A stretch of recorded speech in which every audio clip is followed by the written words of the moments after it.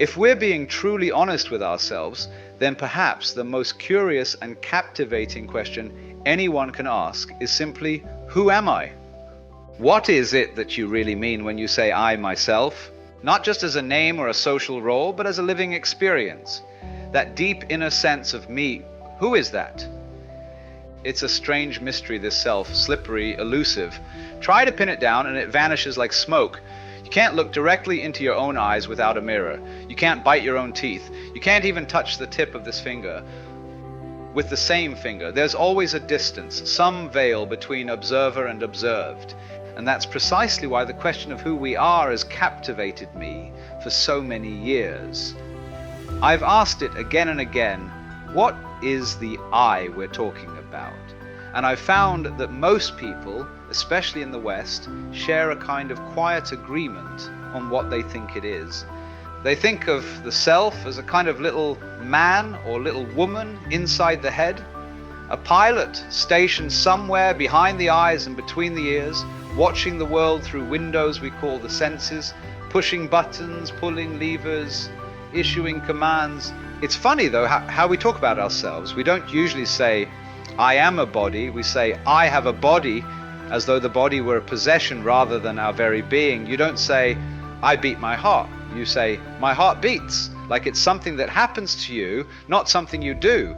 In the way we speak, think, and feel, I is not the body itself, but something inside it, a spirit, a soul, a hidden observer, nestled somewhere in the head.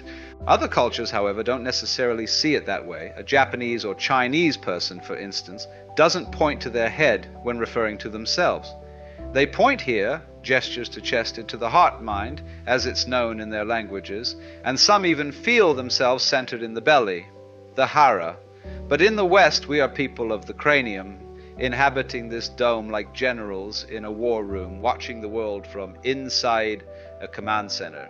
We imagine a sort of mission control, headphones on, screens flashing, relays flickering with sensory data, the little I inside pulling strings, managing voluntary movements while the rest, heartbeat, digestion, emotion, just happens to us. That's the default belief. The self is the captain inside the skin bag. That's how most of us have learned to see ourselves. Just listen to how children ask questions. Mommy, who would I have been if Daddy was someone else? As if I was something placed into this body, a soul dropped into a vessel. It's the myth of the ghost in the machine. And with that comes a sense that we are something apart from the world we find ourselves in. As the poet Houseman put it, I, a stranger and afraid, in a world I never made. That's how we feel.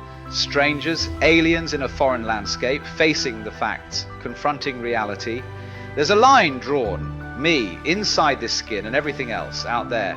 And that leads naturally to this adversarial stance, the conquest of nature, the battle against the external world. We want to tame the wild master space and take control as if we were invaders rather than expressions of the world itself. But here's where it gets strange. It is absurd, utterly absurd, to say you came into this world. You didn't. You came out of it.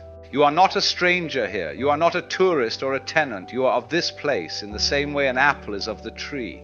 You are an expression, not a visitor. If this world is a tree, then you are one of its leaves, not a bird that happened to land on its branch from some other sky. Every bit of science we know tells us the same story. Life evolves from the universe, not into it. You and I are symptoms of this cosmic unfolding, ripples on the surface of an incomprehensibly deep ocean. But our common sense hasn't caught up yet. We're still under the spell of two great myths, and by myth, I don't mean falsehood. I mean a guiding image, a metaphor we use to make sense of the mystery. The first myth is the oldest, that the world is an artifact, a handmade object like a pot or a watch.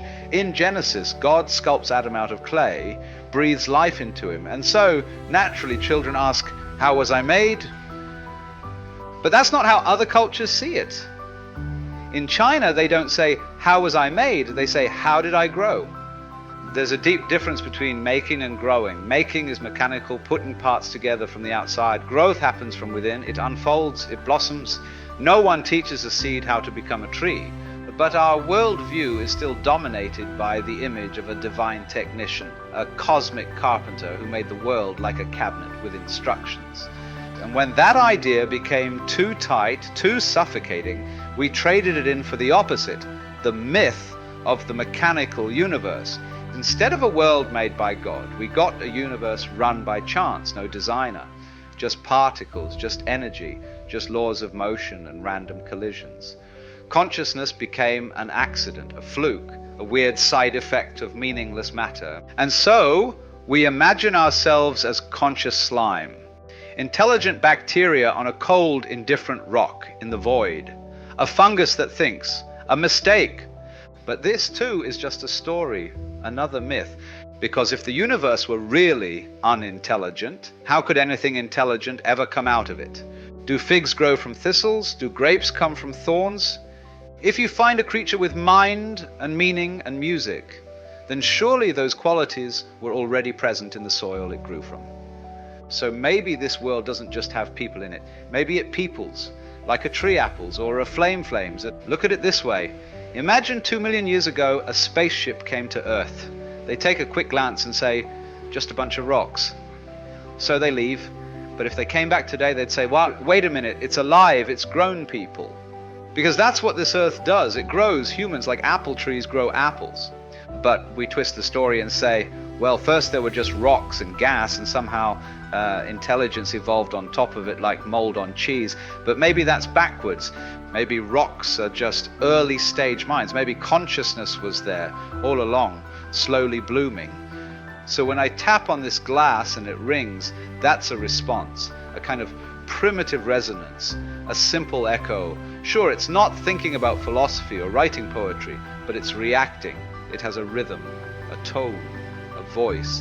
So you and I, we just jangle with more complexity. Our bells are made of thought and feeling, not just sound. So maybe minerals are slow consciousness, and we are fast minerals. It's not a matter of scientific proof. It's a matter of how you choose to see. You can put the world down and call it dumb, or lift it up and see it as something alive. It's all about your attitude, whether you see life as a punishment, or a performance, as tragedy, or as theater. And I say, hooray, it's a good show.